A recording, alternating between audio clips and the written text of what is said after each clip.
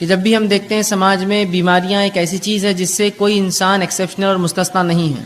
کوئی انسان یہ نہیں کہہ سکتا کہ جو ہے وہ بیمار نہیں ہوتا، اسے بیماری نہیں ہوئی، وہ کبھی بیمار نہ ہوا، یا اگر نہ ہوا ہے تو مستقبل میں آنے والے فیوچر میں وہ جو ہے بیمار نہیں ہوگا. تو بیماریاں ایسی چیز ہے جو انسان سے ایسی لگی ہے کہ جیسی زندگی ہے ویسی بیماریاں ہیں. انسان پیدا ہوا تو بیماریاں، پیدا ہوا تو انفیکشنز، پیدا ہوا تو فلاں مسائل، پیدا ہوا تو فلاں.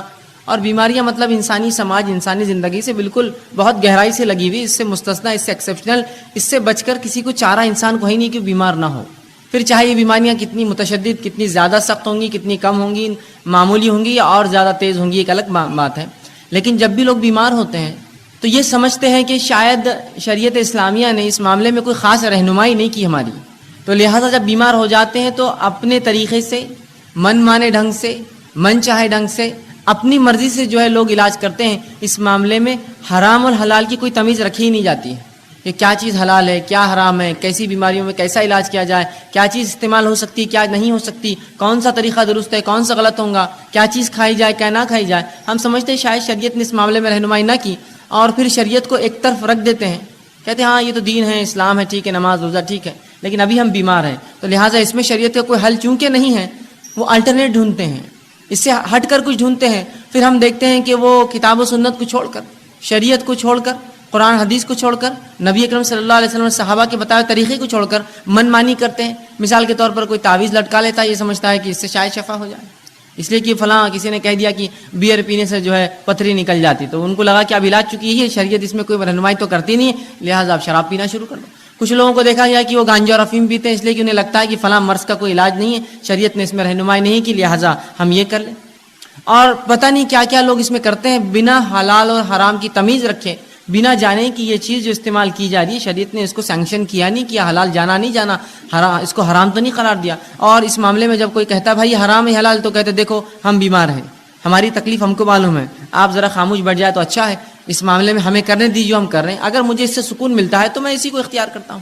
جیسا بہت سے لوگوں کو مرغی کا مسئلہ ہوتا ہے تو دن بھر گانے سنتے رہتے ہیں، کار میں بیٹھے گانا لگا دیا، موبائل ہینڈ سیٹ میں گانا لگا دیا، گھر کے اندر گانا لگا دیا، اس لیے کہ ان کو لگتا ہے سکون اس کے بغیر حاصل نہیں ہوگا، جبکہ شریعت نے واضح طور سے بتایا کہ حرام چیزوں سے علاج نہیں ہو سکتا ہے.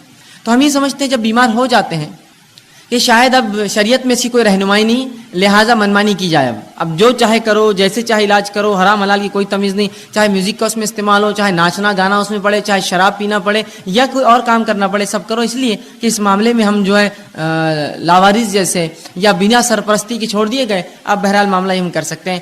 اسی لیے اس عنوان کو ہم نے خاص طور سے انتخاب کیا کہ اسلام کیسے رہنمائی کرتا بیماری کے تعلق سے، بیماری اور اسلام کہ ان دونوں کا تعلق ہے. نبی اکرم صلی اللہ علیہ وسلم جو ہے ساری انسانیت کے لیے آئے تھے، اور آپ نے تمام ان شعبوں کے اوپر جو ہے رہنمائی کی، مسلمانوں کی اور انسانوں کی، جو شعبے انسانوں کو جو ہے جو باتیں ان کے جو ہے درپیش آتی ہے. یہ کیسے ہو سکتا ہے جو شریعت اتنی باریک باریک باتوں کو بیان کرے، وہ اتنا بڑا ایک شعبہ انسانی زندگی کا بیماری اس کو چھوڑ دے اور ہماری رہنمائی نہ کرے، بلکہ شریعت نے رہنمائی کی، بہت زبردست رہنمائی کی، بہت گہرائی سے رہنمائی کی، بہت اچھے ڈھنگ سے رہنمائی کی. یہ ہماری بد نصیبی ہے کہ اس چیز کو ہم جاننے کی نہ کبھی کوشش کرتے ہیں، نہ اس پر ہم نے کبھی عمل کیا، اور ہماری ان کوتاہیوں کو ہم یہ سمجھتے ہیں کہ شریعت نے اس معاملے ہماری رہنمائی نہیں کی.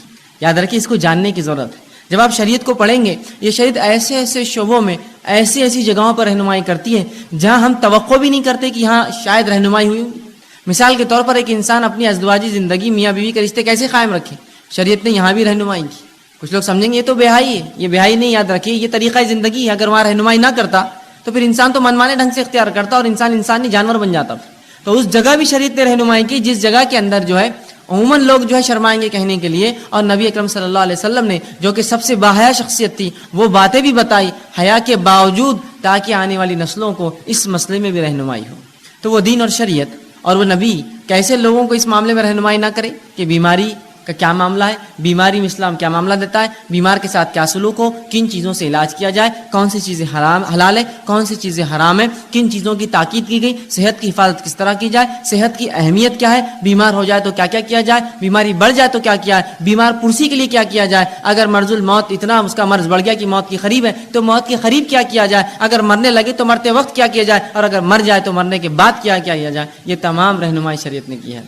مکمل طور سے ہمارے بیماری سے لے کر علاج سے لے کر شفا یا غیر شفا کی حالت لے کر اور پھر موت اور پھر بالکل موت کے بعد کے تمام معاملات بتائے. میں انشاءاللہ عزیز آپ کو بیماری کے تعلق سے حلال و حرام چند باتیں، وہ چیزیں جن سے نبی اکرم صلی اللہ علیہ وسلم نے علاج کیا، اور وہ چند رہنمائی کی بیمار سے کیسے بیمار پرسی کرے، بیماری کا مومن کو کیا فائدہ ہوتا ہے، یہ تمام باتیں آج آپ کے سامنے رکھنے کی کوشش کروں گا. میں نے آپ کے سامنے جو ہے سورہ بنی اسرائیل سورہ نمبر 17 اس کی آیت نمبر 82 تلاوت کی. اللہ فرماتا ہے وَنُنَزِّلُ مِنَ الْقُرْآنِ مَا هُوَ شِفَاءٌ وَرَحْمَةٌ لِّلْمُؤْمِنِينَ، کہ ہم نے جو قرآن کو نازل کیا اس کے اندر جو ہے مومنوں کے لیے شفا اور رحمت ہے. وَلَا يَزِيدُ الظَّالِمِينَ إِلَّا خَسَارًا، اور ظالموں کو اس کے میں خسارے کے علاوہ، ظالموں کو اس سے نقصان کے علاوہ کچھ نہیں ملتا. مطلب یہ پتہ چلا کہ اللہ رب العزت نے جو قرآن نازل کیا اس میں شفا ہے، یاد رکھیے. اور شفا جسمانی، شفا نفسیاتی یا روحانی جس کو ہم کہتے ہیں، دونوں ہی شفا قرآن میں ہے. ایک آدمی جس پہ کوئی جن حاوی ہو یا مریض ہو کسی بیماری کا، ذہنی اعتبار سے آپ قرآن پڑھیے، آپ دیکھیں گے اس کو سکون و اطمینان ملتا ہے. تو یہ روحانی شفا بھی ہے. اسی طرح جسمانی شفا بھی ہے. بہت ساری بیماریوں میں نبی اکرم صلی اللہ علیہ وسلم نے قرآن کو پڑھنے کی تاکید کی. قرآن کے فضائل میں یہ تمام باتیں بہرحال آ سکتی ہے. آپ فضائل قرآن کے عنوان پر یہ باتیں جو ہے پڑھ سکتے ہیں، تحقیق کر سکتے ہیں. بہرحال آئیے، تو اللہ نے فرمایا کہ ہم نے اس قرآن کو نازل کیا جس کے اندر مومنوں کے لیے شفا ہے اور رحمت ہے، اور ظالموں کو اس کے اندر خسارہ ہے. ظالموں کے لیے تو قرآن نقصان ہے، اس لیے کہ اللہ کی کتاب مان کر اس کو نہیں پڑھتے، ان کے لیے ہدایت نہیں ہے اس کے اندر، لہٰذا وہ خسارہ اٹھاتے ہیں. ورنہ مومنین کے لیے تو شفا ہے اور رحمت ہے اس قرآن کے اندر. اور اسی مقصد کے تحت اللہ نے اس کو نازل کیا. وَنُنَزِّلُ، ہم نے اس کو نازل کیا یہی مقصد کے تحت کہ مومنوں کو شفا اور رحمت اس سے حاصل ہو، اور ظالموں کو اس سے نقصان کے سوا اور کچھ حاصل نہیں ہوتا، یاد رکھیے. اسی طرح نبی اکرم صلی اللہ علیہ وسلم کا ایک فرمان سنن ابن ماجہ کی ایک حدیث میں نے آپ کے سامنے تلاوت کی. اللہ کے رسول صلی اللہ علیہ وسلم فرمایا کہ اللہ رب العزت نے ایسی کوئی بیماری نہیں جس کو نازل کیا. اس حدیث سے پتہ چلتا ہے کہ بیماری اللہ کی طرف سے آتی ہے. رسول اللہ فرماتے ہیں ان اللہ لم ينزل، کہ ایسی کوئی بیماری نہیں ہے جس کو اللہ نے نازل کیا لیکن اس کی شفا، اس کی دوا بھی نازل کر دی، اس کا علاج بھی نازل کر دیا. شفان فتداؤ، تو لہٰذا تم دوا کرو، علاج کراؤ. تو یہاں اس حدیث میں نبی اکرم صلی اللہ علیہ وسلم وضاحت کر دی کہ ایسی کوئی بیماری نہیں ہے جس کو اللہ نے نازل کیا ہو. تو پتہ چلا بیماریاں آسمان سے آتی ہے، اللہ بیماریاں دیتا ہے لوگوں کو، لیکن اس کا علاج بھی اتارتا ہے ان بیماریوں کے ساتھ. فتداؤ، تو لہٰذا تم دوا کرو، علاج کرایا کرو. تو پتہ چلا علاج کرانا چاہیے. بیماریاں اللہ کی طرف سے، بیماری اللہ بہرحال مختلف، کبھی سزا کے طور پر، کبھی آزمائش کے طور پر لوگوں کو دیتا ہے، اور اس کے بعد ہمیں حکم یہ آیا، اس کی دوا اللہ نے اتاری ہے، لہٰذا تم اس کے لیے دوا کرو، اس کے لیے علاج کرو. تو اس حدیث میں ان لوگوں کے لیے بھی تاکید ہے جو سمجھتے ہیں کہ علاج کرانا درست نہیں ہے، بس بیماری ہے تو بس توکل کرو، اللہ پر بھروسہ کرو اور بیماری کو سہتے رہو، بلکہ آپ علاج کرا سکتے ہیں. نبی اکرم صلی اللہ علیہ وسلم نے کہا دوا کرو، علاج کرواؤ بیماری کا. ٹھیک. اسی طرح ہم دیکھتے ہیں بیماری جو ہوتی ہے یہ صحت کا الٹ ہوتی ہے. انسانی جسم کی جو کیفیات ہوتی ہیں جس پہ انسان جیتا ہے جو سماج میں، وہ دو ہی کیفیات ہوتی ہیں، ایک صحت مندی کی اور ایک بیماری والی کیفیت. اب یہ ہو سکتا ہے کہ صحت مند ایک انسان مکمل ہو یا بیمار ہو، اور بیمار چاہے کچھ فیصد ہو یا کچھ زیادہ ہو یا کچھ زیادہ ہو. مختلف بیماریاں ہوتی ہیں، جیسے مثال کے طور پر انسانی جلد پہ کچھ ہو جائے، بیماری ہے، لیکن انسان اس سے بہت زیادہ پریشان نہیں ہوتا، ایک زندگی گزار سکتا ہے. کبھی جسم کے کسی ایک اعضاء میں بیماری ہوتی ہے جس سے اس کو تکلیف ہوتی ہے، کبھی پورے جسم میں اس کو بیماری ہوتی ہے، یا کبھی جو ہوتا ہے کہ اس کا جسم اور جو ہے تمام اعضاء کے اندر بیماریاں ہوتی ہیں، مختلف بہرحالی چیزیں ہوتی ہیں. تو اس چیز کو ہمیں سمجھنے کی ضرورت ہے کہ اللہ کے رسول نے علاج کرانے کا حکم دیا. اب بیٹھے ٹھیک، تو ہمیں جو ہے علاج کرانے کا حکم دیا، اور بیماریاں جو ہے یہ صحت کا، یاد رکھیے، الٹ ہے. بیماریاں صحت کا الٹ ہوتی ہیں. تو اس چیز کو ہمیں سمجھنے کی ضرورت ہے کہ ایک انسان یا تو صحت مند ہوگا یا تو بیمار ہوگا، اس سے ہٹ کر کوئی تیسری اس کی حالت نہیں ہوتی. یا صحت مند اور بیماری کے بیچ میں تھوڑا زیادہ بیمار، یا کچھ صحت اور کچھ بیماری، یہ بہرحال ہو سکتا ہے، یاد رکھیے. تو ہمیں اس بات کو سمجھنے کی بہرحال یہ ضرورت ہے کہ انسانی سماج میں ہماری جو زندگیاں ہوتی ہیں اس کی دو ہی حالت ہے، یا تو صحت مند یا تو انسان بیمار ہوتا ہے. اسی طرح صحت جو ہے یہ ایک بہت عظیم نعمت ہے اللہ رب العزت کی، یاد رکھیے. صحت ایک عظیم نعمت ہے، اس لیے کہ اس کے تعلق سے بار بار نبی اکرم صلی اللہ علیہ وسلم نے بیان کیا ہے. تو صحت کو ہم غنیمت جانیں، اس عظیم نعمت کا ہم جو ہے زبردست فائدہ اٹھائیں. آئیے صحت کتنی عظیم نعمت اور دولت ہے. نبی اکرم صلی اللہ علیہ وسلم فرماتے ہیں، صحیح مسلم کی روایت، آپ نے فرمایا قوی مومن بہتر ہے اس اور اللہ کے نزدیک زیادہ محبوب ہے بنسبت اس کے جو کمزور مومن ہیں. قوی مومن جو جسمانی اعتبار سے طاقتور مومن ہے، اللہ کے نزدیک زیادہ محبوب ہے بنسبت اس کے جو کمزور مومن ہے. حالانکہ خیر دونوں میں ہے، خیر دونوں مومن میں، اس لیے دونوں ایمان والے، لیکن جو طاقتور ایمان والا ہے وہ اللہ کے نزدیک بہتر ہے. سوال یہ ہے طاقتور ایمان والا اللہ کے نزدیک کیوں بہتر ہے؟ اس لیے بہتر ہے اللہ کے نزدیک ایک طاقتور، اس لیے کہ جب اس میں طاقت ہوتی ہے جسمانی اعتبار سے تو وہ ڈٹ کر نوافل ادا کرتا ہے، ڈٹ کر کماتا ہے تو ڈٹ کر زکوٰۃ ادا کرتا ہے، اللہ کے گھر کا حج کر سکتا ہے اس لیے کہ صحت ہو تو پھر حج کرے گا, بیمار آدمی کے لیے بہت مشکل ہوتا ہے. اللہ کے گھر کے طواف اور عمرے کر سکتا ہے, اور بہت سارے فائدے یاد رکھیے ایسا شخص جو ہے اٹھا سکتا ہے. تو لہٰذا اس لیے فرمایا ایک قوی مومن اللہ کے نزدیک زیادہ محبوب ہے بنسبت کمزور مومن کے. حالانکہ خیر دونوں میں ہے, اچھائی دونوں میں ہے, برے کوئی بھی نہیں ہے, لیکن طاقتور مومن, صحت مند مومن کو فوقیت حاصل ہے کمزور مومن پہ, یاد رکھیے. اسی طرح صحت کی اہمیت بتاتے ہوئے نبی اکرم صلی اللہ علیہ وسلم فرماتے ہیں, جامع ترمذی کی روایت ہے, اس حدیث کو اگر ہم سمجھ لیں تو انشاءاللہ بڑا فائدہ اٹھا سکتے ہیں اپنی صحت کا. آپ صلی اللہ علیہ وسلم فرماتے ہیں اور کہتے ہیں اللہ کی دو نعمتیں ایسی ہیں جس کا بہت سے لوگ فائدہ نہیں اٹھاتے. کیا فرما رہے نبی اکرم صلی اللہ علیہ وسلم؟ اللہ کی ایسی بہت ساری نعمتیں ہیں جن کا مومن فائدہ نہیں اٹھاتے. مطلب پتہ ہی چلا کہ اس کا فائدہ اٹھاؤ, اگر الگ انداز میں بلایا تو معنی ہی فائدہ اٹھاؤ. تو اللہ کی بالخصوص دو نعمتیں ایسی ہیں جس کا ہم لوگ جو ہے فائدہ کم اٹھاتے, نہیں اٹھاتے. اور فرمایا پہلا صحت. دو چیزیں نعمتیں اللہ کی ایسی ہیں جس کا لوگ فائدہ نہیں اٹھاتے, اور خطاب ہم مسلمانوں سے ہے. پہلا صحت کا فائدہ اٹھانا چاہیے, اس لیے کہ دوسری کی روایت میں جامع ترمذی کی آپ نے فرمایا صحت کا فائدہ اٹھا لو اس سے پہلے کہ بیماری آ جائے. تو صحت کا فائدہ نہیں اٹھاتے آپ فرما رہے. دوسرا جو نعمت اللہ کی جس کو ہم ضائع کرتے ہیں وہ کیا ہے؟ آپ فرماتے ہیں دوسرا والفراغ اور خالی وقت. یہ دو نعمت اللہ کی عظیم نعمت ہیں, ایک صحت اور خالی وقت. اور رسول اللہ فرماتے ہیں ان دو کا مومن فائدہ نہیں اٹھاتے.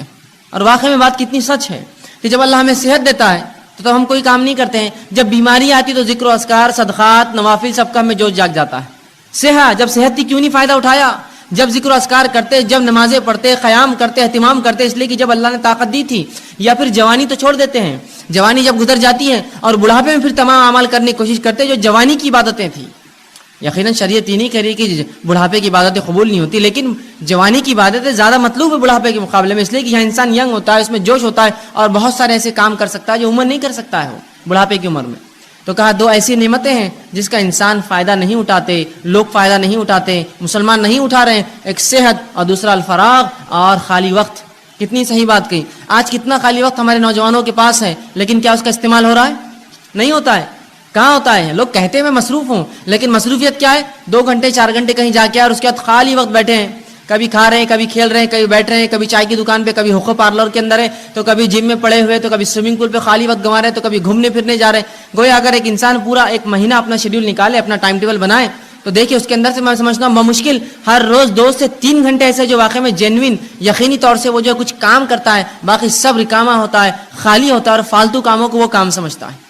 تو کتنی صحیح بات آپ صلی اللہ علیہ وسلم فرمائی. 2 نعمتیں ہم ضائع کرتے ہیں, ایک صحت, دوسرا خالی وقت. تو صحت کا استعمال کر لیجئے اس سے پہلے بیماری آئے, خالی وقت کا استعمال کر لیجئے اس سے پہلے کہ اللہ ایسی مصروفیت دے پھر آدمی خالی ترستا رہے, کاش کہ یہ ٹائم ہوتا تو یہ کرتا, کاش یہ وقت ہوتا تو یہ کام کرتا. 2 نعمتوں کا رسول اللہ فرماتے ہیں. تو پتہ چلا صحت بڑی عظیم نعمت ہے, تبھی کہا جا رہا ہے کہ ان 2 نعمتوں کا لوگ فائدہ نہیں اٹھاتے ہیں. اسی طرح جامع ترمذی کی روایت ہے, آپ صلی اللہ علیہ وسلم فرماتے ہیں, بہرحال جو پہلی حدیث میں نے اس سے پہلے بیان کی وہ صحیح بخاری کی روایت تھی. جامع ترمذی کی روایت ہے, آپ صلی اللہ علیہ وسلم فرماتے اور کہتے ہیں اللہ کی نعمتوں میں سے جن کا سوال روز محشر سب سے پہلے ہونے والا ہے. اللہ کی نعمتوں میں سے جس کا سوال قیامت کے روز, آپ صلی اللہ علیہ وسلم فرماتے ہیں کہ قیامت کے روز جو اللہ رب العزت کی نعمتیں ہیں جن کے تعلق سے سوال کیا جائے گا, اور سب سے پہلے جس کا سوال کیا جائے گا, آپ فرماتے ہیں اور کہتے ہیں کہ سب سے پہلے اس سے پوچھا جائے گا کہ کیا میں نے صحت مند جسم نہ دیا تھا. جو اللہ رب العزت بندوں سے سوال کریں گا اس میں سب سے پہلا سوال کیا ہونے والا, رسول اللہ فرماتے ہیں وہ یہ ہوگا کیا میں نے صحت مند جسم نہیں دیا تھا, بتا اب کیا کیا اس کا, کیا جواب دیں گے ہم؟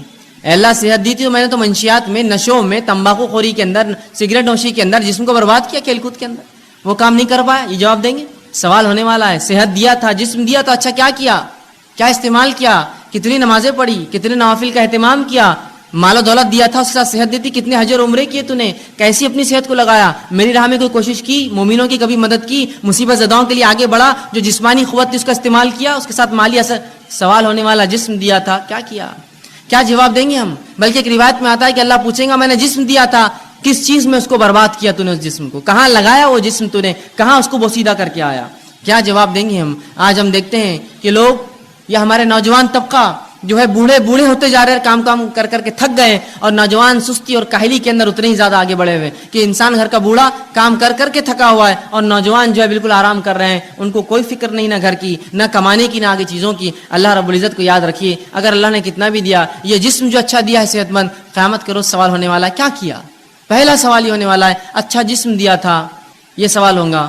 اب اس کا مطلب یہ ہوا, یہ سوال ہے تو جواب دینا پڑے گا, کیا کیا اس کا, کہاں لگایا وہ جسم, کیسے استعمال کیا, کیسے اس کو کمزور اور بوڑھا کیا. تو ہمیں یہ اللہ کے سامنے جواب دینا ہوگا, اللہ میں نے جو تیری عبادتوں میں, ریاضت میں اور دیگر علوم دین میں, تیرے کام میں, حلال روزی کمانے میں, اپنے بیوی بچوں کی پرورش میں اس کو لگایا, جواب دینا ہوگا. اور ورنہ اگر کھیل کود میں, فالتو کاموں میں, سگریٹ بیڑی تمباکو میں, چوراہوں پر بیٹھ کے کھانے اور پینے میں, دیکھیے لوگ چوراہے پہ بیٹھے اور کھا رہے پی رہے, 2-2 4-4 گھنٹے روز برباد کرتے ہیں. یہی وہ لوگ ہیں جن سے تلاوت قرآن کا سوال ہو تو کہتے وقت نہیں ہے. یہی وہ لوگ ہیں جن سے دینی علم کا معاملہ کرے تو کہتے وقت نہیں ہے. لیکن شام میں ہر روز کام سے آنے کے بعد یا تجارت ختم ہونے کے بعد 11-12 بجے تک, 1 بجے تک دوستوں میں بیٹھ کر جو وقت برباد کرتے ہیں, کیا روز قیامت اللہ پوچھیں گا نہیں جسم دیا تھا کیا کیا؟ اللہ میں تو نکڑوں پہ بیٹھتا تھا, میلے ٹھیلوں پر جاتا تھا, اور چوراہوں پر بیٹھتا تھا, اور دوستوں سے بات چیت کرتا تھا. یہ جواب دیں گے اپنے رب کو ہم, کھیل کود میں نے ضائع کیا. کھیل کود کی عمر ہوتی, کھیلنا چاہیے. کچھ لوگ تو ایسے ہو جاتے ہیں کہ عمر پوری گزر گئی, ان کو بچے ہو جاتے پھر بھی کھیلتے رہتے ہیں, اس کا شوق ہے اس کا شوق ہے. اور جب دینی کام کی بات کی جائے تو بھائی چھٹی نہیں ہوتی, کیسے کریں, کیوں, جس دن چھٹی ہوتی ہے اس دن کیا, اس دن تو کھیلنا ضروری اور فرض ہے نا مجھ پر, تو وہ دن تو چھوڑ دیجیے آپ. سوال یہ اللہ رب العزت کو ہم کو جواب دینا ہے, اچھا جسم دیا تھا کہاں لگا کر آیا, اس جسم کا, اس صحت کا کیا استعمال کیا. ٹھیک ہے, تو صحت جو ہے ایک عظیم نعمت ہے. اب جب یہ نعمت ہے تو ہر نعمت کی حفاظت کرنا پڑتی ہے, یاد رکھیں. اسی طرح صحت کی بھی حفاظت کرنا پڑیں گی, اور مومن کے لیے صحت کی حفاظت کرنا فرض ہے. میرے اور آپ کے لیے اپنی صحت کی حفاظت کرنا فرض ہے. گویا ہر وہ چیز جو صحت کے خلاف جاتی ہے اس کو ہم استعمال نہیں کر سکتے ہیں. اور یہ بات کتنی درست ہے کہ ایک انسان, اگر آپ میرے گھر آئے اور میرے گھر آ کر تشریف رکھے, اور میں آپ کو جو ہے رکابی کے اندر بسکٹس لا کر دوں, اور کہوں کہ یہ بسکٹ کھانے سے ہو سکتا ہے آپ مر جائیں, یا یہ چائے میری پی لیجیے, ہو سکتا ہے یہ چائے پی کر آپ کو کینسر ہو جائے, اور آپ کو لا کر کھانا کھلاؤں, اچھا کھانا, بریانی, نان خلی, اور کہوں یہ کھانا کھانے کے بعد ہو سکتا ہے آپ جو ہے کچھ دن کے بعد جو ہے گلے کے کینسر سے, یا جو ہے منہ کے کینسر سے, یا دانتوں کے کینسر سے, یا جسم کے سڑنے سے آپ مر سکتے ہیں, یہ نوش فرمائی, تو کیا وہ چیز آپ کھائیں گے؟ اس لیے کہ آپ کہیں گے صحت کی حفاظت فرض ہے. لیکن یہ جاننے کے باوجود کہ صحت کی حفاظت فرض ہے, ایسے کتنے لوگ ہیں کہ وہ پڑیاں اور تمباکو اور سگریٹ پیتے ہیں جس پہ کھلا لکھا ہوا ہوتا ہے cigarette smoking is injurious to health, it may cause cancer, اور پوری تفصیلات آج کل کمپلسری وارننگ جو آتی ہیں. بلکہ ایسی وارننگ جو اگر کوئی تمباکو کمپنی نہ لکھے تو اس پر فائن ہوتا ہے, معلوم آپ کو, اس پر فائن ہوتا ہے. اس لیے کہ یہ ثابت ہے. ایک دنیا کی مشہور اور معروف کمپنی مالبورو نے ایک مرتبہ یہ کیا کہ وہ اپنی سگریٹ کی ڈبی پر لکھتا نہیں تھا اشتہار, اور اس نے کئی زمانے تک فروخت کی. ایک خاتون کو اس سے کینسر ہوا, وہ پیتی تھی اس لیے کہ اس پہ لکھا نہیں تھا, اس کو لگا یہ سیف ہے کینسر سے, اس نے اس کو پیا, اس کو کچھ سالوں کے اندر کینسر ہوا. اس نے اس پہ جو ہے اس کمپنی پہ جو ہے کیس جو ہے ڈال دیا, کہا کہ یہ کمپنی لکھا کیوں نہیں جب اس میں اتنی خطرناک چیزیں تھیں جس سے میں بیمار ہو سکتی ہوں. کمپنی کو بہرحال اس سے کمپلائن کرنا پڑا, وہ کیس جیتی, اور اس کو $32 بلین اس نے جو ہے اس کمپنی کو پے کرنا پڑے, اسے ایک اکیلی خاتون کو $32 بلین کا کیس ٹھوکا تھا اس, اور اس کو ملا پورا پیسہ. اس لیے کہ انہوں نے کیوں نہیں چھاپا اپنے اس پر, جبکہ معلوم تھا اس کو 3 سال میں کینسر ہو سگریٹ پینے, اس کو لگا اس سے کینسر نہیں ہوتا, اچھی برانڈ کی کمپنی ہے سگریٹ. یہاں لکھی ہوئی چیزیں ہیں کہ صحت کے خلاف ہے, کینسر ہو سکتا ہے, مر سکتے ہو, ٹیوبروکلوسس, ٹی بی ہو سکتا ہے, تمہیں کچھ بھی ہو سکتا ہے, لیکن اس کے باوجود بھی دیکھیے دھڑلے سے ہم پیے جا رہے ہیں. صحت ایک نعمت ہے, اس کی حفاظت مجھ پر آپ پر فرض ہے. وہ بسکٹ میرے گھر کے آپ نہیں کھائیں گے جس کو میں کھلاتے وقت کہوں اس سے کینسر ہو سکتا ہے, اس سے بیمار ہو سکتا ہے, اس سے ٹی بی ہو سکتا ہے. پھر کیسے ہم وہ چیزوں کو استعمال کرتے ہیں اپنی نفس پہ حاوی ہونے دے جو اتنی نقصان دہ. اور صحت کی حفاظت فرض ہے, تو یاد رکھیے اپنی صحت کی حفاظت اور دوسروں کی حفاظت ہم کو کرنا ہے. یہ نہیں کہ ہم اپنی صحت کی حفاظت کریں دوسروں کو نقصان پہنچائیں. یہ بات ان کے لیے بھی ہے جو لوگ اللہ کی جو نعمت صحت ہے اللہ دیتا ہے تو اس کو خراب کاموں میں استعمال کرتے ہیں اور بوسیدہ کرتے ہیں اس میں, اور یہ نہیں دیکھتے کہ اس سے صحت کا کیا نقصان ہے. یاد رکھیے صحت کی حفاظت فرض ہے, اس لیے کہ اللہ کی دی گئی نعمت ہے, اور اگر صحت نہ ہوئی تو کوئی عبادت آپ اور میں نہیں کر سکتے. سوچی مت کہ ہم کبھی عبادت کر پائیں گے زندگی بغیر صحت کی. عبادت کیسے کریں گے بتائیے؟ روزہ رکھنا ہے, صحت نہیں ہے. زکوٰۃ وہ دیں گا جو کمائیں گا, بیمار کما نہیں سکتا ہے. نماز پڑھنا ہے, صحت نہیں, فرض مشکل سے ہوتی ہے تو نوافل اور دیگر نمازیں کیا پڑھوں. صحت ہر چیز کے لیے ضروری ہے, یاد رکھیے. ایک مومن کے لیے تو اور زیادہ اس کی اہمیت بڑھ جاتی ہے, جو دنیا میں آیا ہی اللہ کی عبادت کے لیے, اس کے لیے تو صحت بڑی افضل ہے. تو صحت کی حفاظت میرے اور آپ کے لیے فرض ہے, اس کو خامخواہ برباد اور ضائع ہم لوگ نہ کریں. اسی طرح صحت کی حفاظت کے لیے شریعت نے اتنے احکامات جاری کیے. مثال کے طور پر صحت کی حفاظت کرو, طہارت کیا کرو. طہارت کرنا مطلب وضو کرنا, غسل کرنا, پیشاب پاخانے کے لیے پانی کا استعمال کرنا, یہ صحت کے لیے تو ہے. تاکہ انسانی زندگی محفوظ رہے، گندگی سے پاک، گندگیوں سے بیماریاں آتی ہیں. صحت کے لیے دیکھیے کتنا خیال رکھا، طہارت کا حکم دیا. اسی طرح جو ہے کھانے پینے میں حرام اور حلال کی تمیز بتائی کہ دیکھو یہ حلال ہی حرام ہے، حرام چیزیں تمام صحت کے لیے نقصان دہ، حلال چیزیں تمام فائدے مند ہیں. تو کہا یہ حلال ہی حرام ہے. تو دیکھیے یہاں بھی شریعت نے تاکید کی صحت کی حفاظت کے لیے. اسی طرح جو ہے ایسے کاموں سے انسانی جسم کو روکا، انسانوں کو روکا جو اس کے جسم کو ہلاک کر سکتے ہیں، جیسے زنا اور دیگر اور ایسے کام جو غلط بدفعلی انسان شرمگاہ سے کر سکتا ہے. کہا یہ تمام کام بہت خطرناک ہوتے ہیں. آج انسانیت دیکھ رہی ہیں جن لوگوں نے جو ہے یہ سمجھا کہ یہ جو رشتے ہوتے ہیں، یہ جو نکاح ہوتے ہیں، سب فالتو چیزیں، بس انسانی زندگی ایسی ایسا جانور ہوتا ہے، بس گزارو، جہاں چلا منہ مار دو، جہاں چلا شرمگاہ کا کسی کے ساتھ استعمال کر لو. آج دیکھیے کتنی بدترین بیماریوں میں ملوث ہے. کسی کو ایڈز ہے تو آج کل STDs جو ہوتے ہیں، سیکچولی ٹرانسمیٹڈ ڈیسیزز کی بھرمار ہے. تو کہا زنا کے قریب نہ جانا. دیکھیے صحت کی حفاظت کے لیے کہا نا، زنا کرو گے تو اتنی گندی گندی بیماریوں میں ملوث ہو جاؤں گے، تو صحت کی حفاظت کی. اسی طرح اچھا کھانا کھانے کا حکم دیا کہ اچھا کھانا کھاؤ، حلال اور طیب چیزیں کھاؤ. اسی طرح جو ہے کثرت کرنے کا حکم دیا کہ صحت کو اچھا رکھو، جس کے لیے کثرت ورزش کیا کرو. اسی طرح کھیل کود کا بھی حکم دیا، وہ کھیل کود جو انسانی جسم کو اور سماج کے لیے فائدے مند ہوتا ہے، جیسا گھڑ سواری ہو سکتا ہے، آرچری ہو سکتا ہے، شوٹنگ ہو سکتا ہے، جو انسانی نفس کو فائدہ دے، کچھ اس میں جو ہے ایسے ہنر پیدا کرے جو فائدے مند ہے. تیرنا سیکھے، یہ سب اچھی چیزیں، سائیکلنگ کرے، رننگ سیکھے، یہ سب انسانی. تو کثرت کا حکم دیا، کھیل کود کا حکم دیا، اور بہت ساری ایسی دیگر احکامات سنائے تاکہ ایک مومن صحت مند رہے. یاد رکھیے صحت کا شریعت نے بڑا خیال رکھا، اور اسی کے لیے حرام حلال، اچھا اور برے کی تمیز رکھی. یہاں مت جاؤ، یہاں جاؤ، یہ مت کرو، یہ کرو، یہ سب صحت کے لیے. طہارت کرو، طہارت لیا کرو، یہ تمام چیزیں میری اور آپ کی صحت کے لیے شریعت نے کی. صحیح مسلم کی ایک روایت آتی ہے، نبی اکرم صلی اللہ علیہ وسلم فرماتے اور کہتے ہیں کتنا دیکھیے اس امت کے صحت کا آپ نے خیال رکھا. اور رسول اللہ فرماتے ہیں، یہ غائب کے علم میں سے آپ فرماتے اور کہتے ہیں، برتن کو اور پانی کی جو تھیلیاں ہوتی تھی، اس زمانے میں چمڑے میں پانی بھرا جاتا تھا، تو اس کو رات میں باندھ کر رکھا کرو.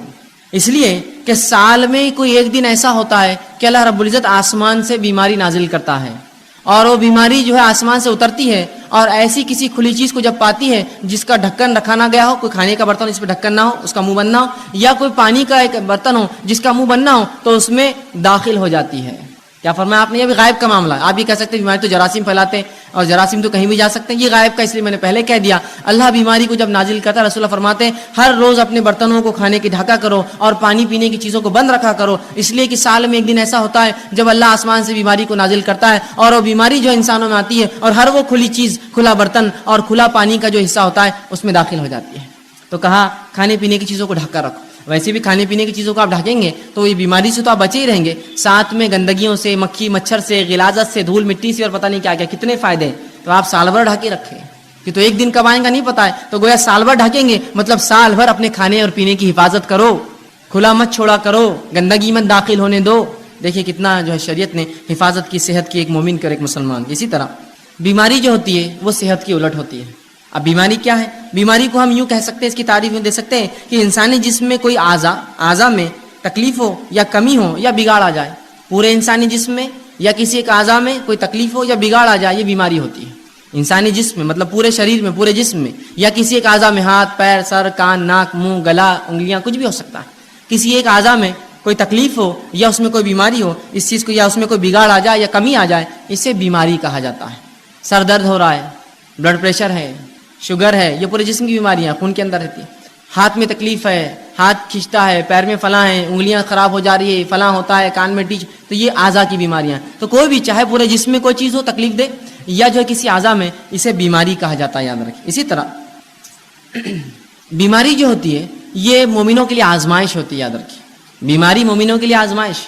اور اللہ رب العزت مومنوں کو کیوں آزماتا ہے؟ وہ اس لیے آزماتا ہے تاکہ جانے، جانچے، پرکھے کہ جب ہم دعویٰ کرتے ہیں ایمان کا تو کتنے سچے ہم دعوے میں، اور جب اللہ اس دعوے کے مطابق آزمائش کرتا ہے تو کتنے کھرے اس آزمائش میں اترتے ہیں.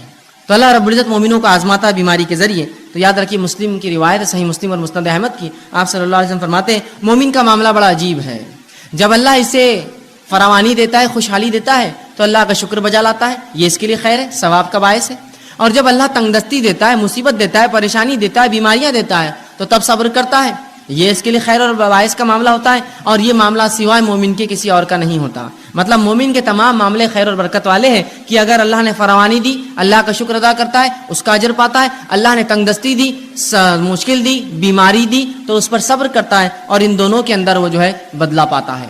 اسی طرح سنن ابن ماجہ کی روایت ہے، آپ صلی اللہ علیہ وسلم فرماتے ہیں سب سے زیادہ جو لوگ انسانوں میں آزمائے جاتے ہیں، سب سے زیادہ جو لوگ انسانوں میں آزمائے جاتے ہیں وہ سب سے پہلے ہوتے ہیں انبیاء علیہ الصلوۃ والسلام، یہ سب سے زیادہ آزمائے جاتے ہیں۔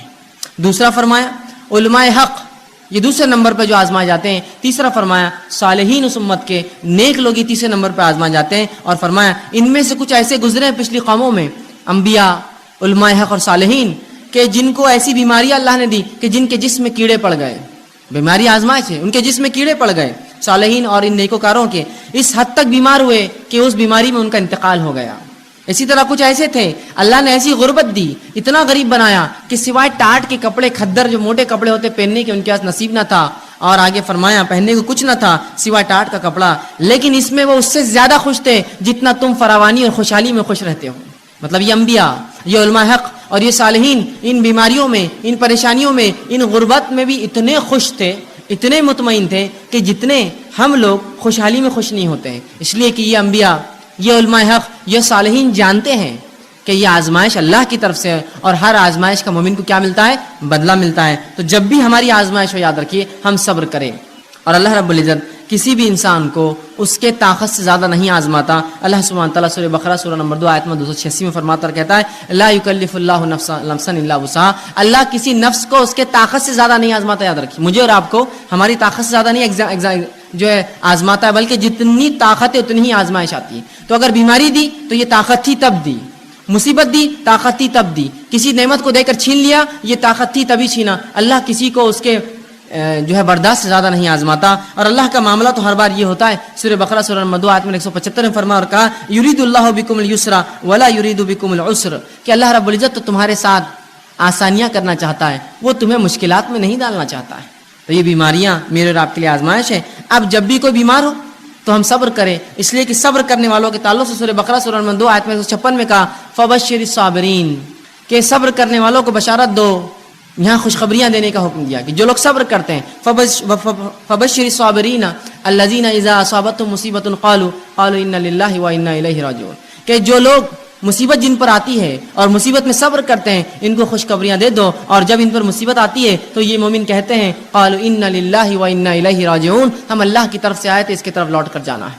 تو ہمیں صبر کرنا چاہیے، اللہ کسی کو بھی اس کی طاقت سے زیادہ نہیں آزماتا، جب آزمائش ہوتی تو ہمیں صبر کرنا چاہیے۔ آئیے صحیح بخاری اور صحیح مسلم کی روایت ہے، آپ صلی اللہ علیہ وسلم فرماتے اور کہتے ہیں جب ایک مسلمان کو کوئی ایذا پہنچتی ہے، تکلیف پہنچتی ہے، بیماری کی شکل میں، کسی کی موت کی شکل میں، کسی اعضاء کے ضائع ہونے کی شکل میں، کسی اور اس میں مصیبت، پیسے میں، مال میں کمی، اولاد میں کمی، پھلوں میں کمی، روزی میں کمی، جب کسی ایک مومن کے تعلق سے آپ فرماتے ہیں مسلم کو ایذا یا بیمار ہوتا ہے تو اللہ تعالیٰ اس کے گناہوں کو ایسا دھو دیتا ہے جیسے ایک جھاڑ جس پر سوکھے پتیاں ہوں وہ سوکھنے سے گر جاتی ہیں۔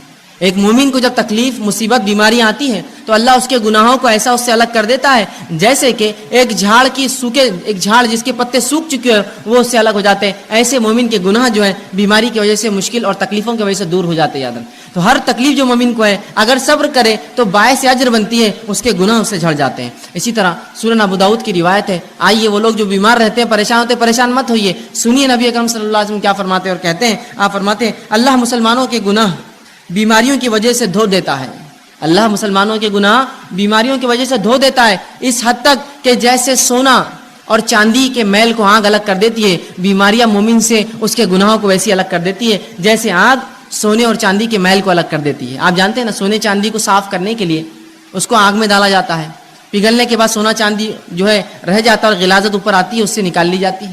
تو آپ سن فرماتے ہیں بیماریاں مومن کو ایسا پاک کرتی ہے گناہوں سے جیسا آگ سونے اور چاندی کے میل کچیل کو نکال دیتی ہے۔ تو جو مومن بیمار ہوتا ہے وہ اس کی طاقت کے مطابق اللہ بیماری دیتا ہے، اسے کام ہے وہ صبر کرے، صبر کرنے کا بدلہ زبردست پاتا ہے۔ اسی طرح جب انسان بیمار ہو جائے تو علاج کرانا مستحب اور سنت ہے، یاد رکھیے ہر شخص کوشش کرے علاج موجود ہو تو ضرور علاج کروائے، اس لیے کہ نبی اکرم صلی اللہ علیہ وسلم کی روایت ہے، سنن ابن ماجہ کی حدیث ہے کہ اللہ رب العزت نے ایسی کوئی بیماری نازل نہ کی سوائے اس کے کہ اس کا علاج نازل کیا، تو لہٰذا تم لوگ جو ہے علاج کراؤ، جو خطبے میں نے حدیث آپ کے سامنے تھا۔ تو اس حدیث سے پتہ چلا ہمیں علاج کروانا چاہیے۔ اب جب پتہ چلا علاج کروانا چاہیے، اللہ نے ہر بیماری کا علاج نازل کیا ہے، اب اس معاملے میں کیا احتیاط کرے، کیسے علاج کرے؟ تو آئیے حرام چیزوں سے علاج کرانا یاد رکھیے جائز نہیں ہے، وہ چیزیں جن کو شریعت نے حرام قرار دیا ہے وہ چیزوں سے علاج جائز نہیں ہے۔ اس کے تعلق سے نبی اکرم صلی اللہ علیہ وسلم فرماتے ہیں، طبرانی کی روایت حدیث آپ فرماتے ہیں ان اللہ لم یجعل شفاءکم فیما حرم علیکم جو چیزیں اللہ نے تم پر حرام کی ہے اللہ نے اس میں شفا نہیں رکھی ہے.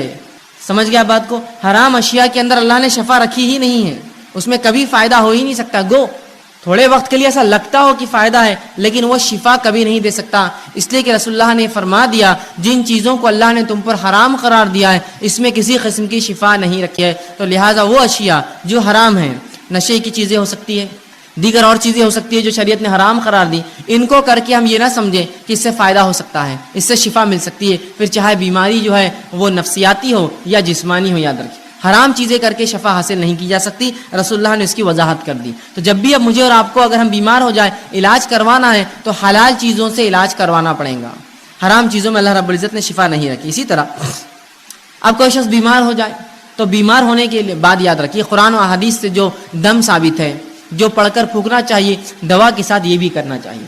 جہاں حرام دواؤں کا استعمال یا حرام اشیاء کا استعمال دواؤں میں درست نہیں ہے، اس میں کوئی شفا نہیں ہے. اسی طرح یہ بات یاد رکھیے کہ انسان کبھی کبھار بیمار ہوتا ہے، بیماری ایسی ہوتی ہے کہ اس کو جو ہے جہاں دعا کی ضرورت ہے وہاں دوا اور دعا دونوں کی ضرورت ہوتی ہے. یاد رکھیں آج بہت سارے لوگ اس کی گواہی دیں گے، ایسے بہت ساری تھراپیز نکلی ہے جن تھراپیز میں یہ ہوتا ہے کہ صرف مریض کی آنکھ پر ہاتھ پھیرا جاتا ہے، صرف ہاتھ پھیرا جاتا ہے اور اس سے اس کو فائدہ ہوتا ہے. صرف ہاتھ پھیرتے ہیں، آپ جائیے ان کے پاس خالی ہاتھ پھیرتے ہیں، جبکہ نبی اکرم صلی اللہ علیہ وسلم نے اپنی زندگی میں تمام کام کر کے بتا دی. آپ لوگوں کے پاس جاتے، ان پر دعا پڑھ کر دم کرتے اور سہلاتے ان کو، وہ اعضاء کے اوپر ہاتھ رکھتے جہاں بیمار ہیں. تو آج بہت سی تھراپیز ایسی بہرحال ڈیولپ ہو رہی ہے، دھیرے دھیرے الٹرنیٹ میڈیسنس آئیں گے مارکیٹ میں جس میں یہ ہے کہ صرف سہلایا جائے تو اس سے فائدہ ہو رہا ہے لوگوں کو. ٹھیک ہے، تو لوگ یہ سوچتے ہیں کہ خالی دم کرنے سے پھونکنے سے کیا فائدہ ہوگا. بہت سارے فائدے ہوتے ہیں، اللہ کے کلام کا اثر ہوتا ہے، نبی اکرم صلی اللہ علیہ وسلم کو جو باتیں اللہ نے بتائی ان کلام میں اثر ہوتا ہے. تو اب اگر کوئی بیمار ہو جائے تو حرام چیزوں سے علاج نہ کرے. دوسرا، انسان اپنے نفس سے دم بھی کرے، سب سے پہلے اللہ سے پناہ طلب کرے اور پھر دنیاوی دوا کی طرف جائے. ہم سے جو کوتاہی ہوتی ہے وہ یہ ہے، ہم جو ہی بیمار ہوتے سب سے پہلے ہم کہتے ہیں کہ ڈاکٹر، بس ڈاکٹر کا نام لے کے اس بھاگ گئے اور سمجھتے کہ اب ڈاکٹر صاحب نے جو دیا اس سے شفا تو ہونا ہی ہے. سب سے پہلے یہ کہے اللہ تو نے مجھے بیماری دی، مجھے صبر دے، اس بیماری کا اجر دے، اور اپنے نفس کو دم کرے، جو دعائیں بتائی گئی وہ کرے اور ساتھ میں دوا بھی کریے آپ. تو ہم دوا کا طریقہ کیا اپناتے ہیں؟ پہلے فوراً بھاگتے ڈاکٹر کے پاس، یہ سمجھتے ہیں مکمل 100% شفا اللہ نے اس کے ہاتھ میں رکھی ہے اور لہٰذا آپ جب یہ دوا دیں گا تو میں جو ہے مشفی شفا یاب ہو جاؤں گا، مجھے اس سے صحت مل جائیں گی. یاد رکھیے غلط. ہمیں سب سے پہلے اللہ پر توکل بھروسہ کر کے، اللہ سے دعا کر کے، وہ تمام باتیں جو نبی اکرم صلی اللہ علیہ وسلم نے قرآن میں بتائی اس کا استعمال کر کے ساتھ میں علاج کروانا ہے. یاد رکھیے خالی علاج پر آپ بھروسہ کریں گے تو اللہ رب العزت کبھی شفا نہیں دیں گا. پھر اور جو آج ہماری کوتاہی ہوتی ہے، علاج جب ہم بیمار ہوتے ہیں سب سے پہلے سوچتے ہیں دواخانے گئے تو اچھے ہو جائیں گے، بلکہ کچھ لوگ تو نفسیاتی مریض ہوتے ہیں، خالی دواخانے کا چکر بھی مار کے آ تو بالکل ریلیکس ہو جاتے ہو، بہت اچھا لگ رہا بولتے ہیں. اور کبھی کبھار تو خالی گولیاں آپ دے دیجیے ان کو بھی میٹھی اور کھٹی کھانے کے لیے، بولتے ہیں بہت فائدہ ہو گیا، اتنا فائدہ ہوا کہ اسی کو انتہا نہیں. صرف جو نفسیاتی تھی، اگر آپ خالی نفسیاتی سوچ کر اتنا فائدہ محسوس کر سکتے ہیں تو سوال ہی جب اللہ پر بھروسہ رکھ کر وہ دعاؤں کو آپ دم کریں گے کتنا اللہ فائدہ دیں گا.